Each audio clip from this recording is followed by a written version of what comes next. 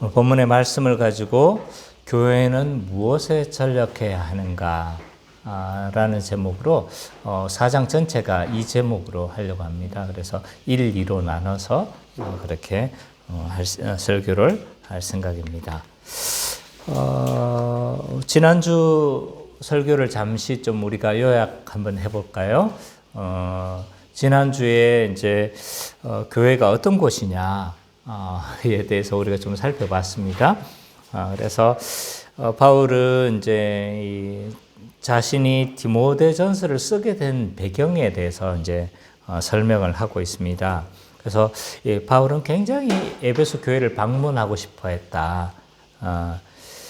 그래서 방문하고 싶었지만 그러나 이제 이 바울은 방문하지 못할 상황을 염두를 해뒀던 것 같아요. 왜냐하면 지금 가석방되어져 있는 상태였기 때문에 방문하지 못할 상황들도 염두를 해두고, 그래서 가지 못했을 경우를 대비해서 디모데에게 목회 지침을 이렇게 이제 제시를 하고 있는 거죠. 그래서 에베소에서 사역할 때 이렇게 목회하라고. 그래서 디모데 전서, 디모데 후서, 디도서를 가리켜서 목회 서신이라고도 합니다.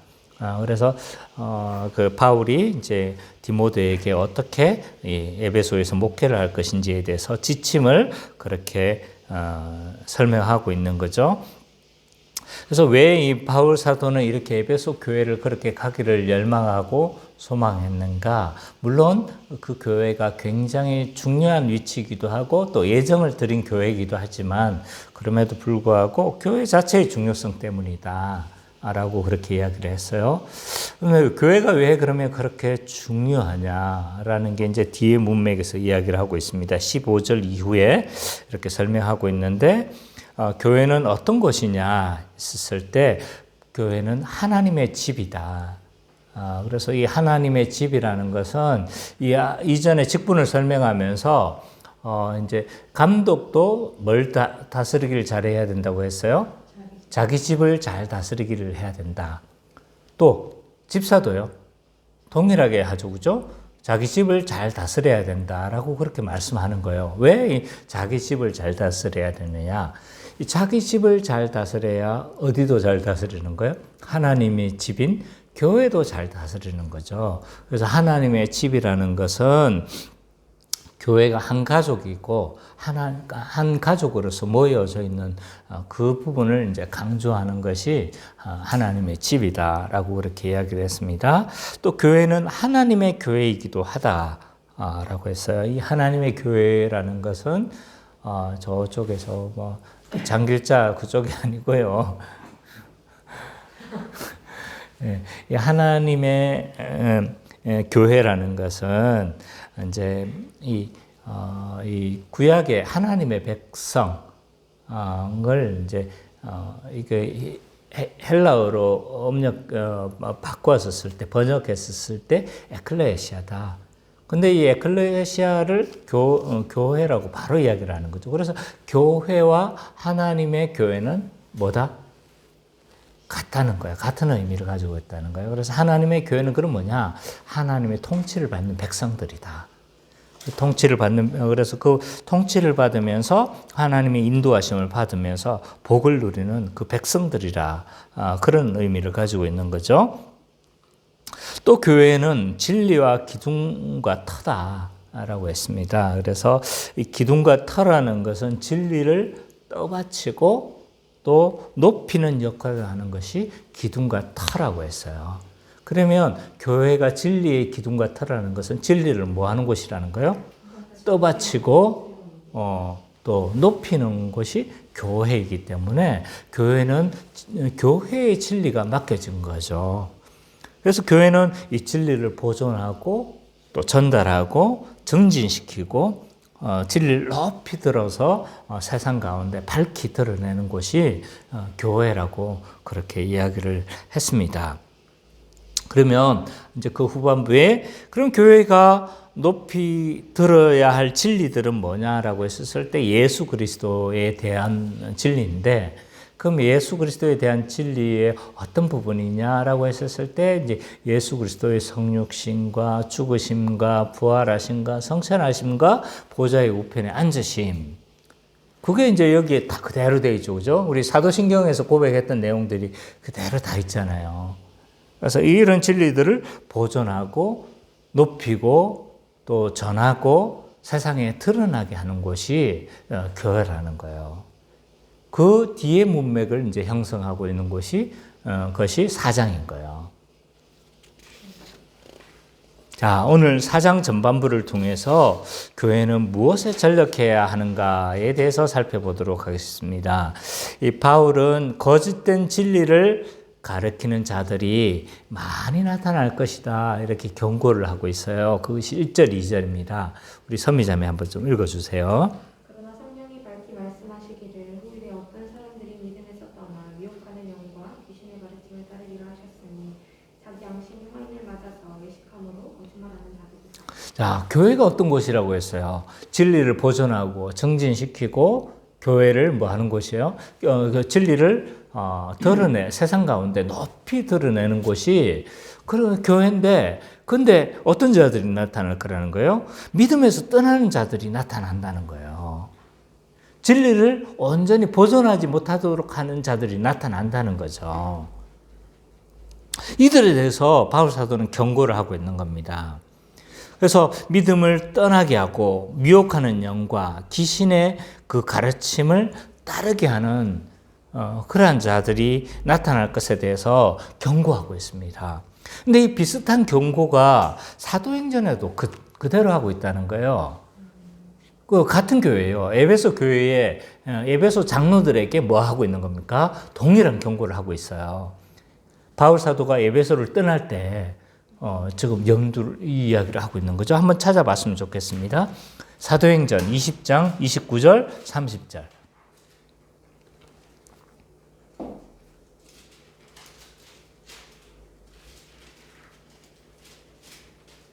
사도행전 20장 29절 30절 한번 다 찾았습니까? 한번 다 찾은 줄 알고 한번 우리가 같이 봉독해 보죠. 시작. 떠난 후에 사나운 이리가 여러분에게 들어와서 그 양떼를 아끼지 아니하며 또한 여러분 중에서 제자들을 끌어 자기를 따르게 하려고 어그러진 말을 하는 사람들이 일어날 줄을 내가 아노라. 바울 사도가 어떻게 알았는지 몰라요. 어떻게 알았는지 모르지만 성령의 어떤 인도하심을, 성령의 말씀하심을 아마 들었던 것 같아요. 그래서 이 에베소를 떠날 때도 이단들이 나타나고 거짓된 진리를 가르치는 자들이 수없이 나타날 거다라고 경고를 하고 있는데 또 뭐 하고 있는 거예요? 지금 또 이렇게 그 사역 마지막에도 계속 경고를 하고 있는 거예요. 그래서 동일한 지금 경고를 하고 있다. 에베소 교회에. 디모데에게도 이야기를 하고 있고 에베소에 떠나기 전에 장로들에게도 이야기를 하고 있고, 그래서 그 경고한 대로 어떤 일들이 나타나냐면 에베소에 거짓된 진리를 전하는 자들이 실제로 그렇게 등장하고 나타나는 것을 오늘 본문에서도 볼 수가 있습니다. 디모데전서 1장 3절 4절 한번 보죠. 디모데전서 1장을 한번 보죠. 1장 3절, 4절, 19절, 20절을 우리 성민이가 좀 읽어주세요. 3절, 4절, 19절. 네, 19절, 20절. 19절. 믿음과 착한 양심을 가지라. 어떤 이들은 이 양심을 버렸고 그 믿음에 관하여서는 파산하였느니라. 그 가운데 후메네오와 알렉산더가 있으니 내가 사탄에게 내준 것은 그들로 훈계를 받아 신성을 모독하지 못하게 하려 함이라. 3절, 4절도 읽어주세요. 내가 마게도냐로 갈 때 너를 권하여 에베소에 머물라 한 것은 어떤 사람들을 명하여 다른 교훈을 가르치지 말며 신화와 끝없는 족보에 몰두하지 말게 하려 함이라. 이런 것은 믿음 안에 있는 하나님의 경륜을 이름보다 도리어 변론을 내는 것이라. 디모데전서 1장에서도 그렇고 또 이 뒷장에서도 그렇고 계속적으로 지금 경고하고 있는 게 뭐냐 하면 거짓된 진리를 가리키는 자들이 나타났다는 거예요. 그들에 대해서 어떻게 대처할 것인지에 대해서 바울 사도는 계속 좀 지침을 이야기를 하고 있잖아요. 그죠? 그래서 이 바울 사도가 예고한 대로 그런 일들이 지금 일어났습니다. 근데 이들은 도대체 어떤 자들일까? 거짓 진리를 가리키는 이들은 누구냐라고 해서 어떤 자들인가라고 했었을 때 오늘 본문에만 보면 아마 신앙생활을 잘하는 어떤 특별한 비결을 주장했던 것 같아요. 그래서 이 유혹하면서 거짓 교리를 따르게 하려고 했던 것 같아요. 그래서 이제 그 내용들은 뒤에 좀 더 있으니까 그때 좀 살펴보도록 하고, 어쨌든 신앙생활을 잘 할 수 있는 그런 비결을 하나님 앞에서 하나님의 그 기쁨, 또 하나님이 이렇게 막 좋아하시는 뭐 이런 특별한 비결이 있다라고 그렇게 유혹을 하는 거죠. 그래서 이런 단체가 오늘날도 많아요. 참 친절한 이런 단체들이 많죠. JMS는 자기가 이제 그 길을 가리키는 선생님이래요. 믿으면 안 돼요. JMS. 예, 나는 신이다 보고 있죠. 그 피해가 얼마나 막대한지 다 보고 있잖아요. 역사의식을 좀 가져야 돼요.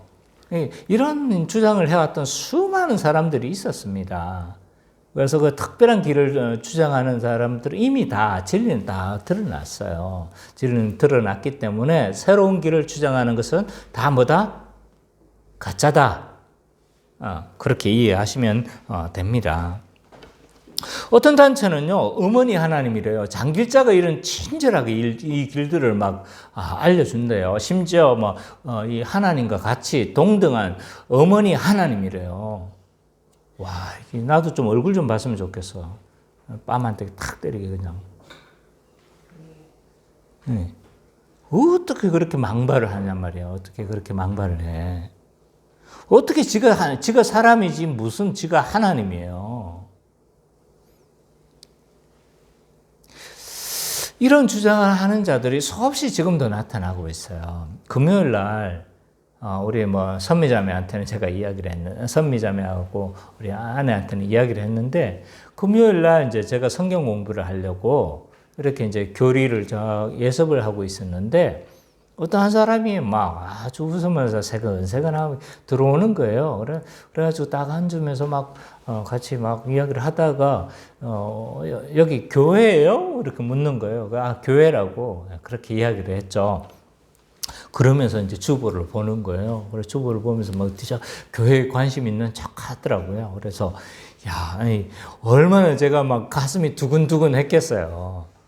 그래서 이렇게 막 오랜만에 이렇게 우리 교회에 그래서 관심이라도 가지고 있는 사람이 있으니까 얼마나 좋아요. 그래서 그러고 있는데 아니나 다를까 저한테 질문을 딱 하는 겁니다. 이 하이델베르그 문답이 어떤 문답이냐고.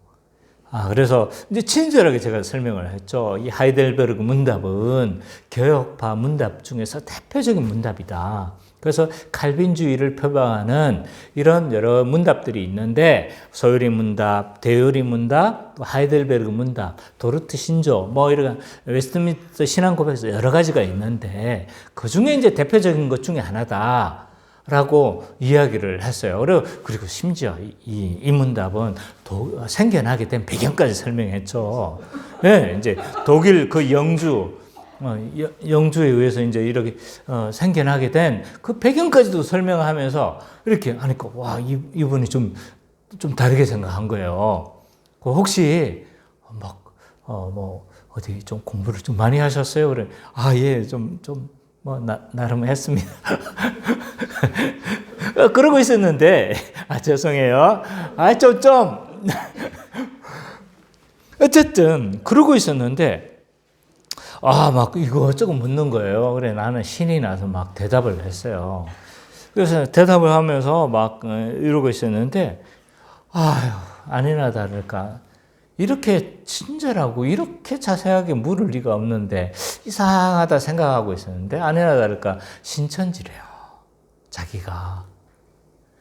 근데 일반 신천지가 아니고 자기가 내가 봐도 좀 약간 이 사람은 조금 말쑥하게 차린 게 일반 목회자 비슷하다 이 생각을 좀 했었어요.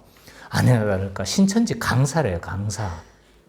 그러니까 신천지 강사는요, 신천지 안에서 뭐 하는 사람이냐면 그 교리를 가르치고 설교하고 이런 사람들인 거예요. 그러니까 목회자급인 거예요. 왜 와가지고 막 한참 동안 서로 이야기를 했죠. 그분도 좀 이렇게 아주 막 그런 분은 아니었어. 나도 그렇게 막 그렇게 하지는 않고 서로 이야기를 막 그러나 서로 전제가 다르니까 서로 이렇게 그게 안 되는 거잖아요. 그러고 말았어요.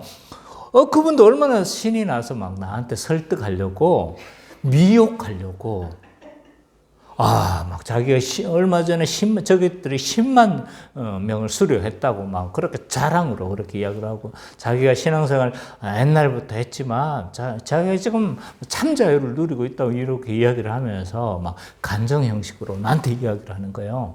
그래서 나도 참 자유를 누리고 있는데 모르겠어요. 어떤 참 자유를 누리고 있는지는 모르겠지만 와서 그렇게 목사인 나도 뭘 하려고 하는 거예요? 거짓된 진리를 가지고 미혹하고 그 거짓된 가르침을 가지고 뭐 하려고 하는 겁니까? 유혹하려고 하는 이런 일을 벌이고 있는 거예요. 그러면 여러분들은 안 그렇겠습니까? 대학가 가보세요. 성민 씨 많이 느끼죠, 그죠? 대학가에서 이런 많은 대학생들을 미혹하려고 하는 많은 손길들이 있음을 알아야 합니다. 근데 이런 자들을 바울은 어떤 자들이냐, 어떤 자들로 이렇게 이야기를 하고 있냐면 양심의 뭐한 자다? 화인 맞은 자다. 거짓말하는 자다라고 그렇게 평가를 하고 있습니다. 그들이 참 자유를 누린다고 말하지만 그 마음 가운데는 어떻다는 거예요? 양심의 화인 맞은 자라는 거예요. 양심의 화인 맞은 게 뭘까요? 화인이 뭐예요? 화인. 화인이 뭐예요? 불도장이에요, 불도장. 불화자, 인, 도장인자예요. 그러니까 왜 이렇게 옛날에 리 청바지 알죠? 당신만 알겠구만. 리 청바지 알아요? 맞아요. 청바지 회사로 유명한 리 회사가 있어요. 지금 티도 하는지 모르겠지만 옛날에 선전할 때 리 하면서 말의 뒤에다가 리를 촥 화인을 딱 주는 게 있었어요. 맞아, 기억나죠, 그죠?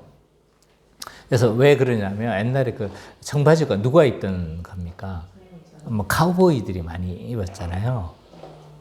카우보이들을 위해서 이렇게 했던 복장이 카우보이나 뭡니까 이 어디죠 광부들. 거친 일들을 하시는 분들이 이렇게 튼튼하다라고 해가지고 그렇게 한 그게 이제 청바지였던 거거든요. 그래서 공감대가 없으니까 이것까지 다 설명해 줘야 되네. 어쨌든 화인이라는 건 말이나 뭐예요? 노예들 이렇게 뭐 하는 겁니까? 이렇게 불도장을 딱 찍는 거예요. 그래서 그 불도장을 찍으면 이 피부가 어떻게 되겠습니까? 타고 무감각해지겠죠, 그렇죠? 그래서 화인을 맞아서 무감각해진 상태로 지금 설명을 하고 있는 겁니다.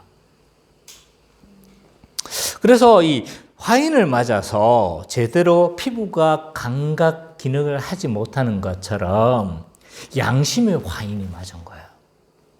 원래 양심은요, 율법의 기능을 하는 거예요. 잘못되어졌을 때 어떡합니까? 이거 잘못되어졌구나. 감각적으로 느끼게 하는 거예요.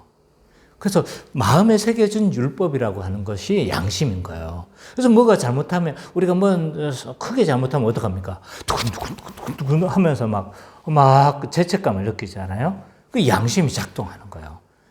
그러지 않으면 이제 양심이 뭐 한 거예요? 화인 맞은 거죠. 막 사람을 죽였는데도 아무렇지도 않아. 막 기뻐, 희열을 느껴. 이건 뭐 한 거예요, 지금?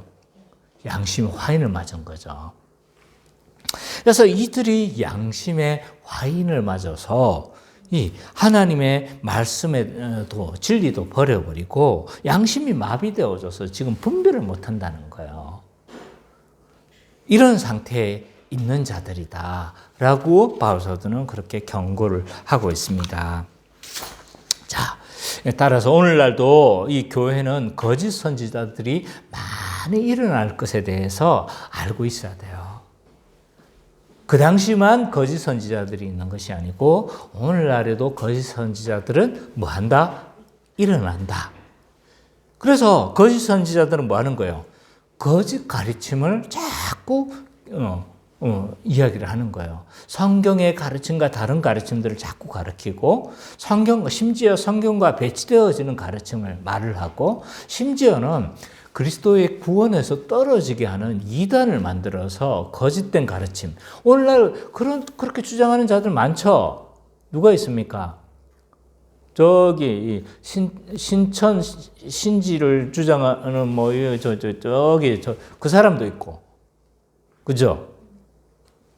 그 다음에 또 뭐 하나님의 교회 장길자 그 어머니 하나님도 있고, 정명석 그렇게 막 이 나쁜 짓을 하는 그 정명석도 말이에요.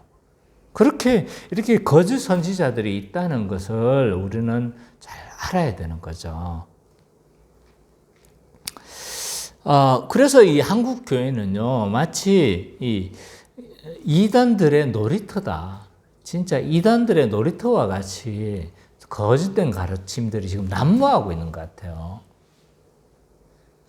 이 작은 나라에 자기가 하나님이거나 또 자기가 메시아이거나 자기가 성령님과 같은 그런 삼위 하나님의 하나와 같다라고 주장하는 자들이 100여 명이 넘는 거예요. 얼마나 축복받은 땅입니까? 너무 많아요. 너무 많아. 하나님이 100명의 하나님이 지금 보호를 하고 있는데 얼마나 축복받은 땅이에요. 반어법인 거 아시죠? 네. 그대로 믿으면 안 돼요. 이거 혹시나 또 그대로 믿을까봐 내가 이 말을 해놔야 또 딴소리를 못하지. 왜 이렇게 되어졌을까? 여러 이유가 있을 거예요. 뭐 한 가지만으로 말을 할 수 없습니다. 성민아, 열심히 들어야 돼요. 거기에 피부에 집중하지 말고 여기 말씀에 집중해. 그래서 왜 이렇게 되어졌을까라고 했었을 때 오늘날 교리를 무시하는 풍조와 무관하지 않다고 저는 생각을 합니다. 이건 교리를 왜 무시하냐? 이건 시대적 상황도 있고 또 교회적 상황도 있어요.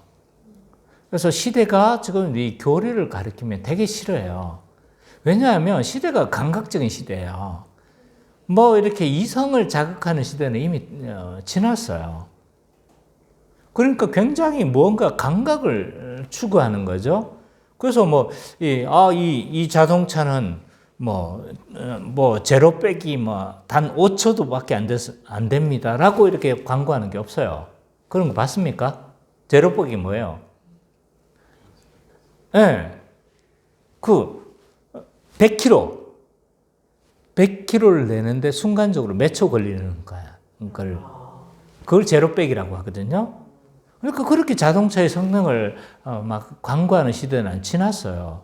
아무 상관이 없는 여성들이 샥 하면서 막 머리를 날리면서 샥 하면서 딱 내리면서 샥 바람이 싹 지나가면서 딱 이렇게 딱 서 있는다든지 이런 걸 하잖아요. 아무 설명도 없어. 그냥 좋구나. 누구나 하면 나도 저 사람과 같게 되겠구나. 이런 무의식적인 생각을 가지도록 만들게 하는 거죠. 감각을 자극하는 시대예요. 그래서 뭐 합니까? 오늘날 시대도 이 시대적 흐름을 무시할 수 없는 거예요. 우리는 시대의 상황 가운데 살고 있는 거거든요. 그래서 이 뭔가를 설명하고 뭔가에 우리가 믿는 바를 이렇게 설명하면 굉장히 뭔가 고리타분하다고 생각하는 거예요. 그래서 교회 안에 이제 교리가 잘 가르쳐지지 않아요. 요즘 많이 반성을 하고 있는 것 같아요. 그래서 교리에 관련된 책들이 좀 나오고 있긴 하지만, 그러나 여전한 것은 교리가 많이 무시되고 있는 건 사실인 것 같아요. 큰 교회에 이제 교리 과목들이 없어요. 제가 큰 뭐 2,000명, 3,000명 되는 교회에 이렇게 몇 번 있어 봤지만 그 교회들 다 교리에 관련돼서 교리를 체계적으로 가르치는 과정이 없었어요. 있다 해도 금방 뭐 한다? 인기가 없으니까 폐강되거나. 그거 가르치는 다 목사님들은 다 피하는 거예요. 왜? 가르쳐봤자 사람들 별로 지원도 안 하는 데다가 좋아하지도 않고, 물론 소수 이렇게 관심을 가지는 분들이 계세요. 그렇긴 하지만 이런 뭐 아주 이 교회적 분위기가 교리에 대해서 무시를 하거나 교리보다는 삶이 중요하다. 뭐 이런 식으로 이야기를 하는 거죠. 그래서 진리에 대해서 무지해졌어요. 전반적으로 한국 교회가. 그래서 진리가 점점 상향이 아니고 점점 하향 평준화되어 가는 거죠. 그럼에도 불구하고 우리는 진리를 잘 알고 있다고 생각해요. 근데 사도신경을 물어봐 보면요. 사도신경이지. 다 물어보세요. 근데 물어보면 몰라. 그게 뭐 예수님 십자가에 달리신 거죠. 부활하신 거죠. 보좌의 우편에 앉으신 거 어디 앉으셨나 보네. 편하시겠네. 뭐 이런 식인 거예요. 그러니까 그냥 하향 평준화되어져 가지고 사도신경이 각 고백들마다 그 고백이 가지고 있는 고유한 의미가 있음에도 불구하고 그 의미도 모르는 데다가 그걸 굳이 알려고 하지 않는 이런 교회적 분위기에 우리는 살고 있습니다. 그럼 목회자들은 어떤가? 목회자들도 전반적으로 하향 평준화되어진 것 같아요. 그래서 목회자들도 이 진리에 대해서 그럼 잘 양육되어지고 진리에 대해서 그래도 이 진리를 수호자들 아닙니까? 진리를 이 교회에 퍼뜨려야 되는 사람 아닙니까? 진리를 지켜야 되는 사람 아닙니까? 그럼 목회자들은 잘 알아야 되는데 목회자들도 여기에 대해서 많이 무지해졌다는 생각을 피할 수가 없습니다. 왜 그렇게 저는 생각을 하냐면요. 몇 가지 이유가 있어요. 원인들은 몇 가지로 이야기할 수가 있는데 이 신학교를 제가 이제 제 경험담인 거예요. 신학교를 갔었을 때 신학교에서 신학을 통합하기가 너무 어려워요. 왜냐하면 각각의 다른 관점을 가지고 있는 여러 교수님들에게 이 양육을 받다 보니까 어떻게 하는 거예요? 이것들이 서로 유기적으로 연결되어져야 되는데 유기적으로 통합하는 게 너무 어려워요. 왜냐하면 다 관점이 다 다르거든요. 그래서 이렇게 전반적으로 이 목회자들이 신학을 통합하기 너무 어려운 구조 가운데 살고 있다. 신학교 교육이 이루어지고 있다. 두 번째 이유가 있어요. 목회자 양성 과정이 너무 짧아요, 시간이. 그나마 이제 신학교 출신들은 신학교 4학년과 또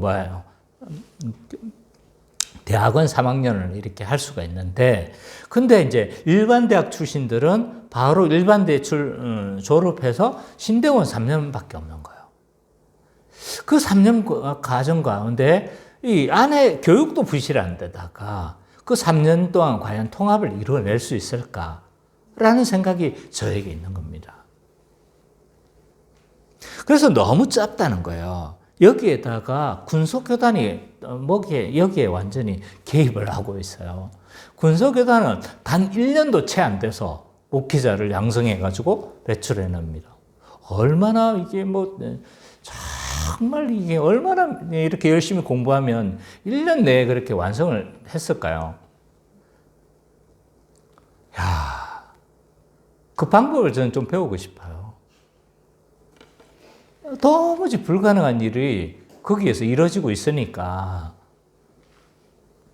그래서 군소교단까지 이 일들을 하다 보니까 제대로 이렇게 신학 훈련과 신학적 소양을 훈련받지 못한 사람들이 양산되고 있다는 거예요.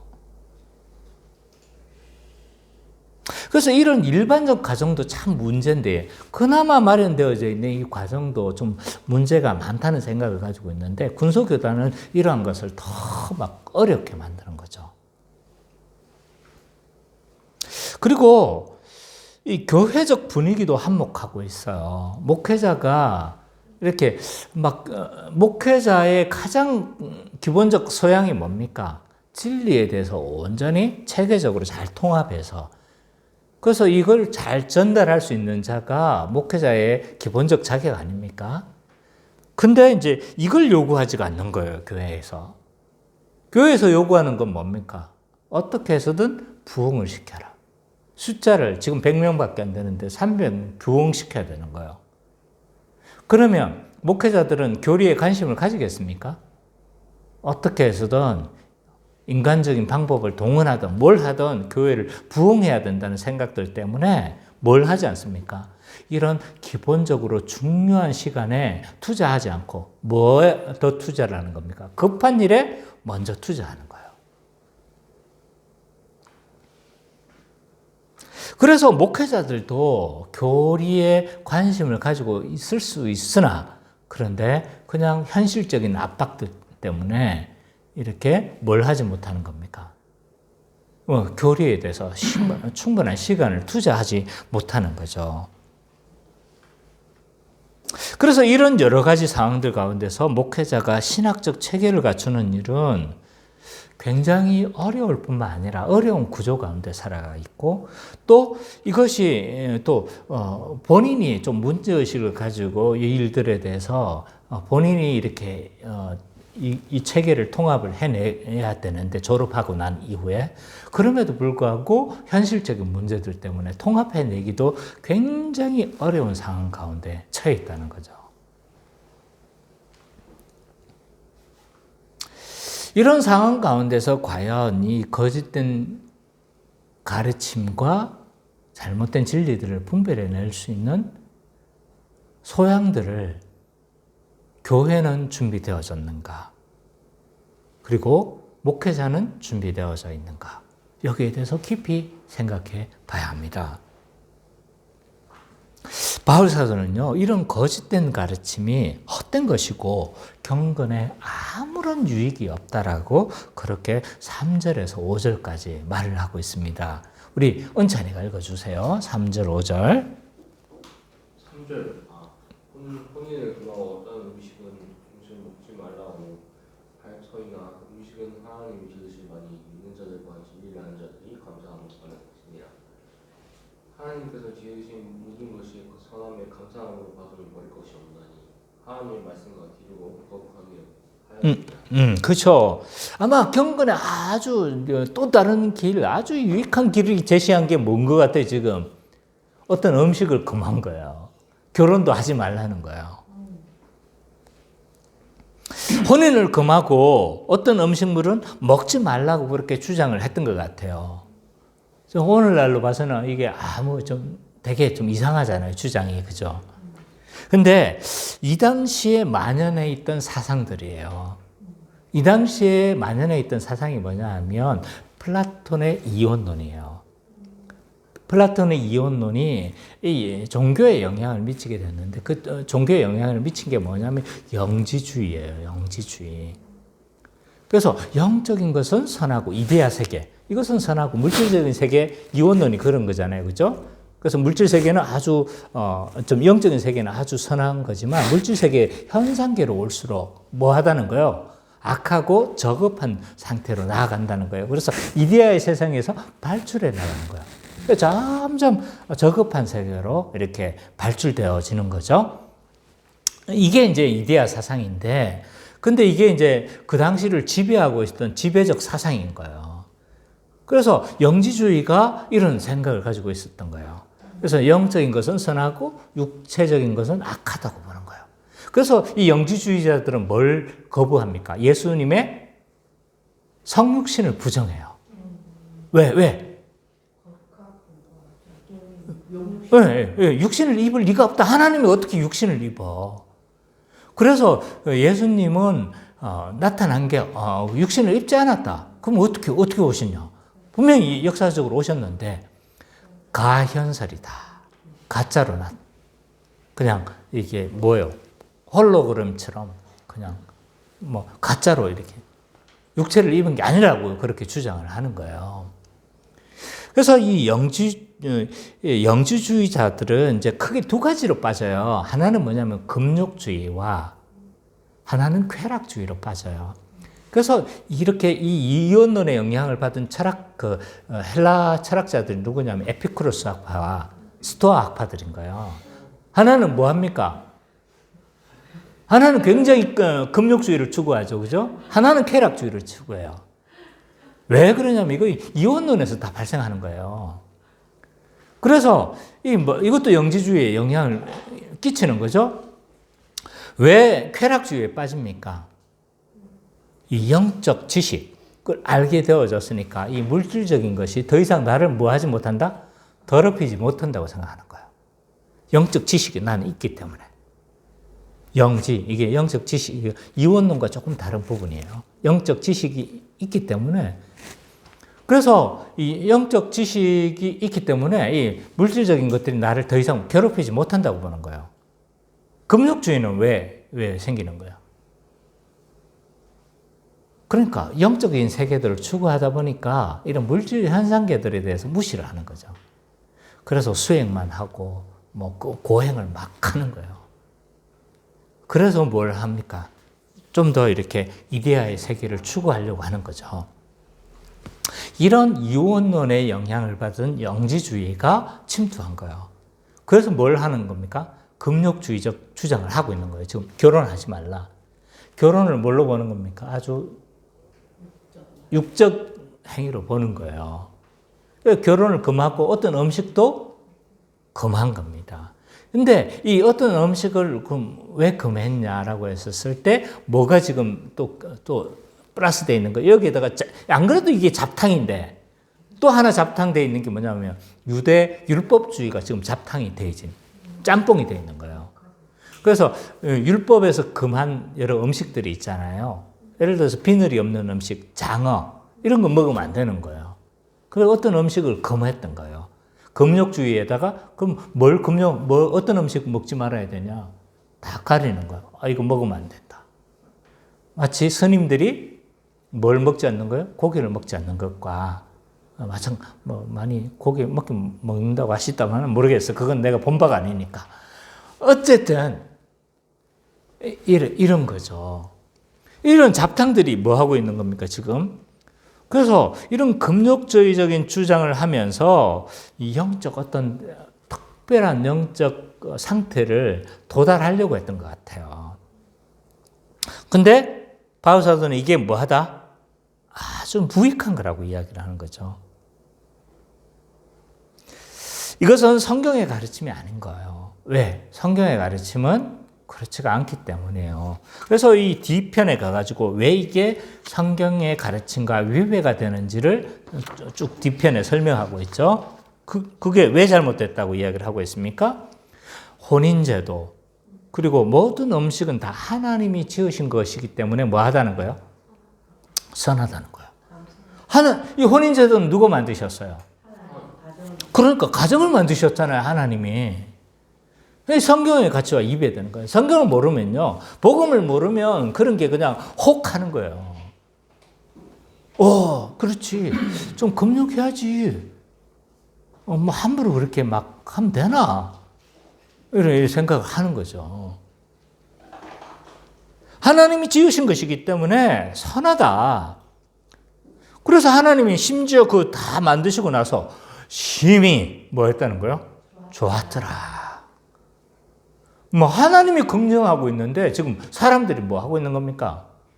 부정하고 있는 겁니다. 하나님께서 가장 적절한 것으로 우리에게 주셨기 때문에 하나님이 선하다고 하면 그것은 뭐 한 거예요? 선하다고 우리는 믿어야 되는 거죠. 그래서 감사함으로 받으면 뭐 할 거 없는 게요? 버릴 것이 없는 거예요. 버릴 것이. 근데 사람들은 있잖아요. 뭔가 금욕하면 거룩해질 수 있을 것이라는 이런 어떤 뭔지 모르겠어요. 왜 이런 사상이 생기는지 모르겠지만 이 공동적으로 나타나는 게 뭐냐면 금욕주의예요. 금욕주의. 자기 고행을 통해서 뭔가 거룩해지려고 하고 자기 고행을 통해서 뭔가 신과 더 가까워지려고 하고 이게 율법주의가 본능적이라고 하는 말이 이런 데서 나는 거예요. 뭔가 인간편에서 뭔가 막 하나님을 감동시켜야지, 신적 존재를 감동시켜야 되지, 뭐가 내가 복을 받거나 신께 더 가까이 나아가거나 이렇게 생각하는 거예요. 그래서 우리 율법주의는요, 이건 본능적이에요. 본능적. 어디서 그냥 주어지는 게 아니에요. 배운 게 아닌 거예요. 그래서 금욕을 하면 있잖아요, 하나님을 기쁘시게 할 수 있다고 생각하는 거죠. 성철 스님도 굉장히 금욕을 하신 분으로 굉장히 유명합니다. 그래서 이분은요, 7년 동안 이렇게 땅을 등에 대지 않고 그렇게 사셨어요. 잠잘 때 어떻게 합니까? 수행하는 자세로 이렇게 잤대요. 그러고 나서 뭘 깨달은지 난 모르겠어요. 그분이 말하신 게 뭐 있을지 모르겠지만 어쨌든 그렇게 7년 동안 이렇게 잠을 자긴 잤는데 이렇게 앉아서 주무신 거예요. 그리고 타계 했었을 때, 그분이 이제 죽었을 때도 사리가 여러 개 나온 걸로 유명합니다. 근데 그 사리는 어떤 할머니가, 불교도 안 믿는 할머니들 사리가 막 수백 개 나왔어요. 그런 사건이 있어요. 그러니까 그건 왜 나왔는지 모르겠어요. 그러나 어쨌든 그런 거죠. 기독교도 이런 생각 가지고 있는 거예요. 금욕적인 어떤 행동을 하면 뭔가 거룩해질 거라는 생각을 가지고 있는 것 같아요. 제가 군대에서 겪었던 일인데, 이제 대대 훈련을 나가요. 대대 훈련은 보통 이제 대부분의 훈련은 이렇게 영지내, 그러니까 자기 군 안에 이렇게 막사 이렇게 큰 울타리가 있거든요. 그 내에서 훈련이 대부분 이루어지는데, 이런 이제 대대 훈련은 밖으로 나갑니다. 그래서 행군을 해가지고 천리 행군을 이때 하는 거예요. 그래서 저는 천리 행군을 몇 번 했는데, 천리 행군이 400km예요. 20km를 메고 그거 400km 할 수 있겠어요? 어쨌든 저는 천리 행군을 몇 번 했는데, 이제 막 걸어서 그 훈련장까지 갑니다. 가가지고 결국 도착한 곳이 막 꼬불꼬불 돌아가지고 추풍령까지 갔는데, 추풍령에서 이제 우리가 훈련을 받고 있었어요. 훈련을 받는데 이 훈련이 보통 2, 3주 기간이거든요. 그러니까 이제 교회를 못 가잖아요. 교회를 못 가니까 어떡합니까? 그 주변에 이렇게 이제 교회가 있을 거 아니에요. 그 주변에 있는 교회에 이렇게 가도록 이렇게 배려를 해줘요. 그래서 이제 우리도 이제 해가지고 그 주변에 있는 교회, 작은 교회가 하나 있었어요. 작은 산골 마을이었는데 교회가 있어가지고 거기 이제 교회를 들어갔는데, 마침 오신 분이 거기에 있었던 목사님이 아니고 다른 어떤 분에서 강사가 와서 설교하기로 하신 것 같아요. 그래, 그래가지고 들어가지고 이제 했는데, 이 담임 목사님이신 것 같아요. 담임 교역자가 나와가지고 막 강사 소개를 하는 거예요. 소개를 하는데, 이분은 굉장히 거룩하신 분이라는 거예요. 우린 다 거룩하잖아요. 왜? 우리는 성도잖아요.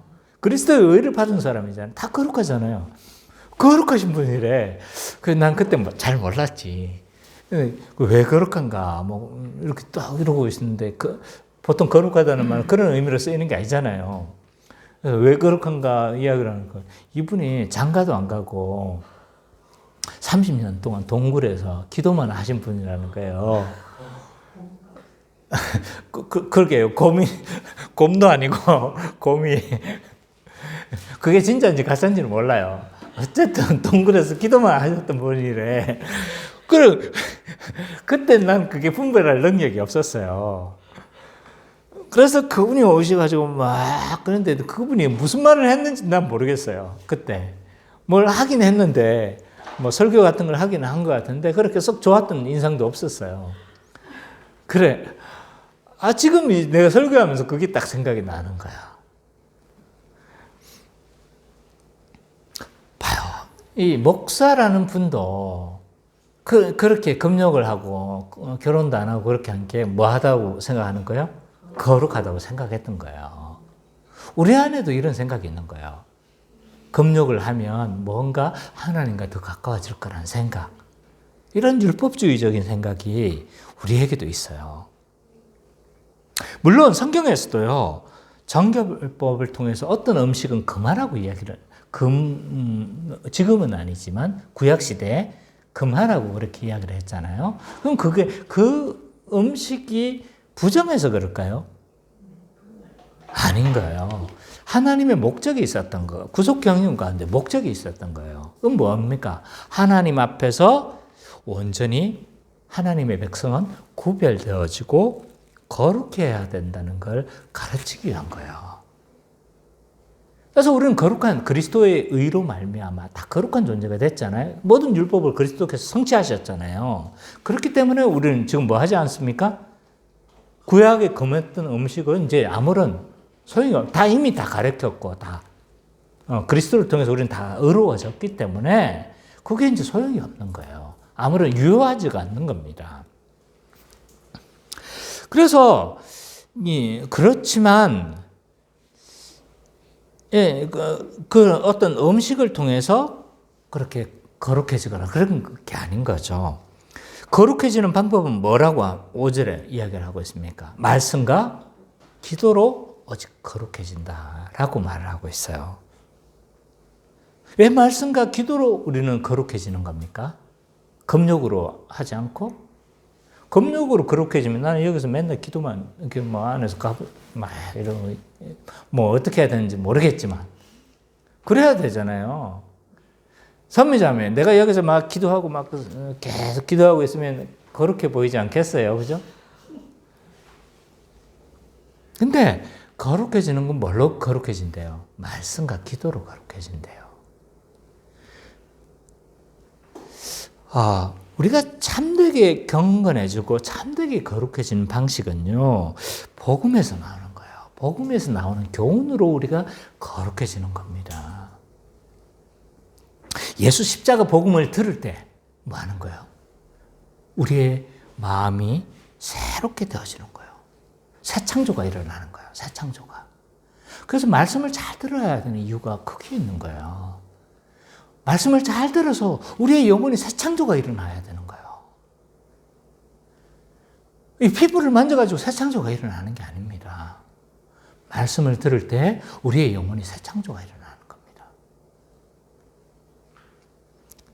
말씀을 들을 때 있잖아요. 진리의 성령님이 역사하시는 겁니다. 그래서 그 진리의 성령님이 우리를 성령 충만하게 하는 거예요. 우리가 있잖아요. 예배 시간에 집중하고 최선을 다해서 내 목숨을 걸듯이 그렇게 하루 이날이 맞은 것처럼 우리가 예배에 집중해야 되는 이유가 거기에 있는 겁니다. 그러지 않으면 우리 영혼이 다 죽어버려요. 우리의 영혼이.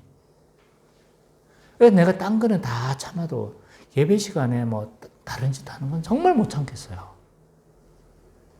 안타까워요, 안타까워.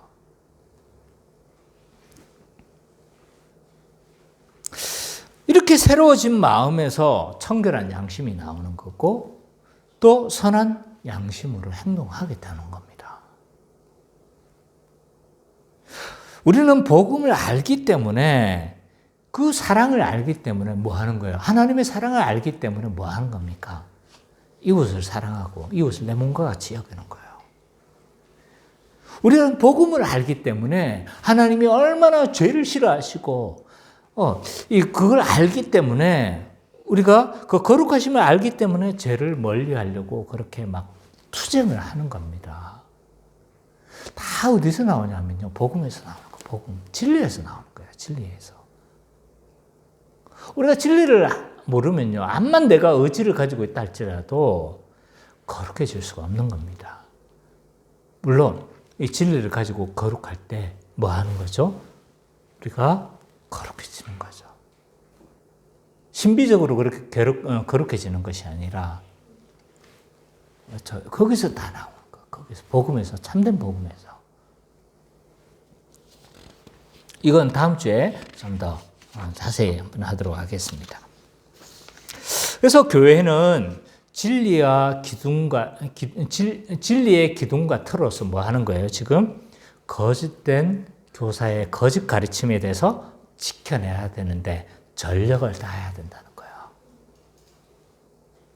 그래서 오늘 사장이 이거예요. 거짓된 가르침에서 진리를 지켜내고 후반부에는 뭐 한 거예요? 진리를 수호하라는 거예요. 그래서 교회는요, 이 거짓 교사를 분별해내고 거짓된 가르침을 지켜내는데 전력을 해야 되는데, 그러기 위해서 우리가 해야 될 게 뭘까요? 우리는 뭘 해야 되는 겁니까? 말씀과 기도. 그렇죠. 뭐 본문 안에서 뭔가를 추론해. 맞아요. 말씀과 기도인데, 교회는 가장 먼저 필요로 하는 것이 뭐냐면 진리로 하나가 되는 게 굉장히 중요합니다. 우리가 말씀을 또 잘 들어야 되는 이유가 여기 있는 거예요. 진리로 뭐 해야 된다? 하나가 돼야 되는 거예요. 자, 교회는 무엇으로 하나가 되는가? 체육대회입니까? 야외 예배입니까? 우리가 이제 앞으로 좀 바닷가에 가게 될 텐데, 그거 갔다 오면 우리가 하나가 되는 겁니까? 도움이 될지 모르겠지만, 그건 아니에요. 우리가 진정으로 하나가 되는 건요, 진리가 하나 되는 거예요. 에베소서 4장 11절부터 14절. 내 말이 아니에요. 4장 11절부터 14절. 선미자매가 천천히 또 막두각 좀 읽어주세요. 4장 11절에서 14절. 다 찾으세요. 그가 어떤 사람은 사도로, 어떤 사람은 선지자로, 어떤 사람은 복음 전하는 자로, 어떤 사람은 목사와 교사로 삼으셨으니, 이는 성도를 온전하게 하여 봉사의 일을 하게 하며 그리스도의 몸을 세우려 하십니다. 우리가 다 하나님의 아들을 믿는 것과 아는 일에 하나가 되어 온전한 사람을 이루어 그리스도의 장성한 분량이 충만한 데까지 이르리니, 이는 우리가 이제부터 어린아이가 되지 아니하여 사람의 속임수와 간사한 유혹에 빠져 온갖 교훈의 풍조에 밀려 요동하지 않게 하려 합니다. 자, 목사와 장로를 세운 이유가 뭐래요? 그게 보니까 이는 성도를 온전하게 하고 봉사의 일을 하게 하며 그리스도의 몸을 온전하게 세우는 데 있다. 그래서 그러기 위해서는 뭐 해야 된대요? 다 하나님의 아들을 믿는 것과 아는 일에 뭐가 되라? 하나가 되라. 하나가 되라고 이야기를 하고 있어요. 그래서 그렇게 되어지면 어떻게 된대요? 온전한 사람을 이루어 그리스도의 장성한 분량까지 충만한 데까지 이르는데, 이렇게 해야 될 이유가 뭐냐? 진리에 대해서 어린아이가 되지 아니하고 사람의 속임수와 간사한 유혹에 빠져 온갖 교훈의 풍조에 밀려 요동하지 않게 하라. 이단의 그 가르침에 요동하지 않는 거고, 세속주의 여러 가르침, 이단은 아니지만 세속적 가르침이 가치들이 있잖아요. 개인주의라든지 물질주의, 만모니즘, 이런 것들이 들어오는 것에 의해서 교회가 요동하지 않게 되는 거예요. 진리로 하나 되는 게 그만큼 중요한 거예요. 저는 이 한국 교회가 이 일에 실패했다고 여겨집니다. 진리로 하나 되는 일에, 진리를 알고 믿는 일에 하나가 되는 것에 실패했다.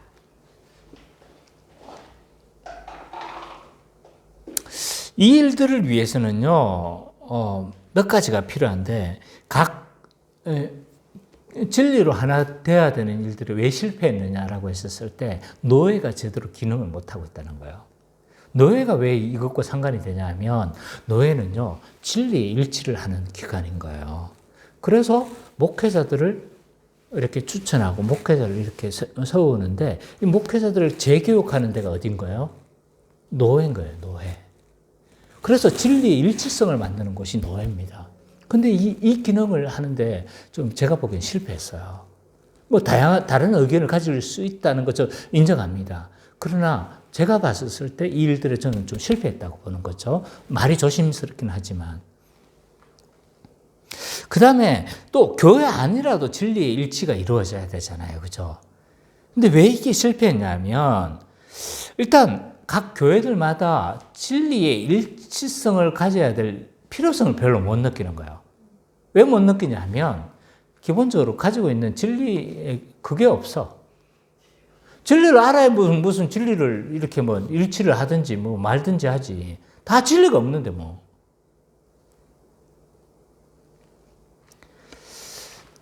교리 자체에 대해서 관심이 없어요. 그러니까 진리 일치성을 가져야 될 어떤 그게 없어요. 뭐 각자 도생인 거예요. 개인주의 사회니까 이런 게 더 또 심화되는 거죠. 그러니까 서로 신앙에 대해서 뭐 하지 않는 겁니까? 타치를 하지 않는 거예요. 그리고 그 타치도 안 하는 데다가 서로 뭐 일치해야 될 그런 필요성을 별로 못 느끼는 거예요. 왜냐하면 가지고 있는 게 너무 뭐 가장 기본적인 것들이 그 구원을 얻을 만한 지식도 좀 내가 보기엔 좀 부족해 보여요.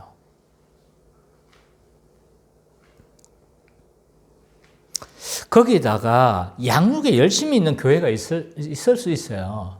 근데 양육을 열심히 하는 제자 훈련을 하는 교회도 마저도 제가 진리의 일처성을 좀 의심하는 이유는 뭐냐 하면 문제가 이건 거예요.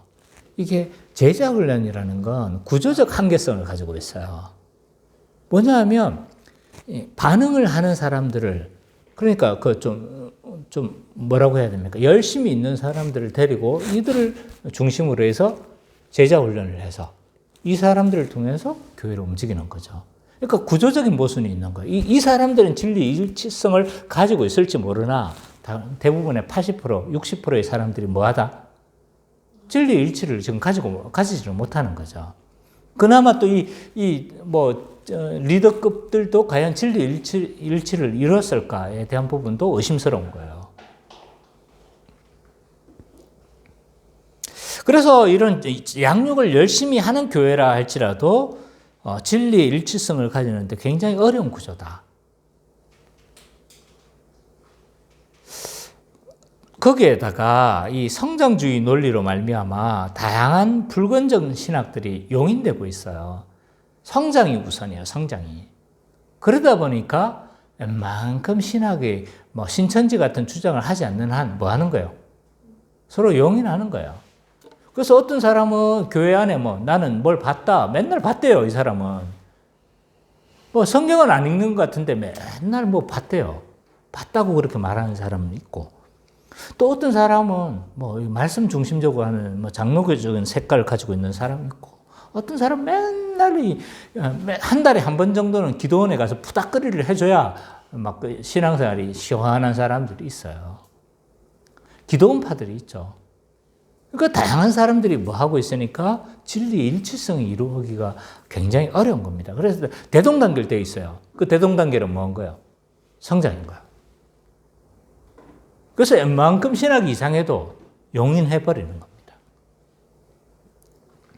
이런 다양한 이유로 인해서 진리의 일치, 아는 것과 믿는 일에 실패하고 있는 겁니다. 그러면 왜 이 진리로 하나 되지 못하는 것이 문제가 될까라고 했었을 때 진리를 수호하는데 문제가 생긴다는 거예요. 왜? 다 각자 이상하니까. 정말 이상한 사람이 있어도 뭐 하기 어렵다? 왜냐면 다 다른데, 이 사람은 특별히 좀 다르다고 해가지고, 뭐 하면 뭐 합니까? 권증을 하거나 쫓아내거나 이러는 게 불가능한 거예요. 분별하기도 어려워요. 다 이상한데 다 다른데. 이상한 사람이 있어도 분별해내기가 어렵습니다. 그래서 신천지가 막 들어와서 날개를 쳐도 그냥 무슨 짓을 해도 모르는 거예요, 지금. 자, 우리 교회 들어왔을 때 신천지가 활동할 수 있을 것 같습니까? 작기도 작지만, 그래서도 못하지만, 들어와도 저는 신천지가 활동 못할 거라고 생각해요. 왜? 다르다는 것만 아는데 진리 일치를 하지 못하면요, 다른 진리를 구분하기가 어려워요. 구분했다 할지라도 그 사람을 권증하는 게 어려워요. 왜냐하면 다 다른데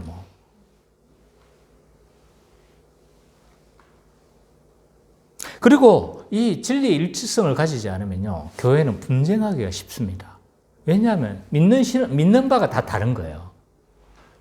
그러니까 어떤 사람은 세속주의로 판단할 거고, 어떤 사람은 신본주의로 판단할 거고, 어떤 사람은 실용주의로 판단할 거고, 다양한 것으로 판단하게 될 겁니다. 그러니까 어떻게 하게 되는 거예요? 진리로 일치하지 못하면 분쟁에 휘말리기 쉽습니다. 그래서 한국 교회가 이렇게 싸움이 많은 이유도 그 이유 때문입니다. 그렇기 때문에 각 교회는요, 한 목사에 의해서 뭐 하는 거예요? 올바른 복음의 진리로, 한 진리로 뭐 해야 되는 겁니까? 똘똘 무장해야 되는 겁니다. 그러기 위해서 목사가 어떻게 해야 됩니까? 참된 복음의 진리를 잘 아는 게 너무 중요하겠죠. 그런 교회만이 이 사람이 참되게 이 복음의 진리를 잘 무장해 있는가를 판단하고 청빙하지 않겠습니까? 그죠? 이게 다 연결되어져 있는 겁니다. 그래서 이 목사는요, 참된 복음을 잘 이해할 뿐만 아니라 이 복음의 체계들을 정말 상세하게 설명할 수 있는 사람이어야 됩니다. 그래서 복음을 풍성하게, 자세하게, 그리고 반복적으로 그렇게 말해야 합니다. 그래서 기가 따가울 정도로 그렇게 이야기를 해야 되는 거죠. 준찬, 죄가 뭐예요? 하나님을 성질 거부하고 자유주의 진리는 존재가 되는 거. 자, 하요. 반복의 힘이에요. 반복의 힘. 제가 전혀 암시 안 줬죠, 그죠?